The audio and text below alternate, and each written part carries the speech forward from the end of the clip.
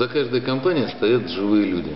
За каждым названием, за каждым успешным делом. То, что я уже 5 раз приезжал в Челябинск, и не только в Челябинск, в этом не только моя вина, но и компания, которая всегда организует мои гастроли.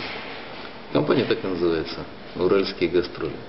А компания успешна, потому что правильные люди занимаются правильным бизнесом.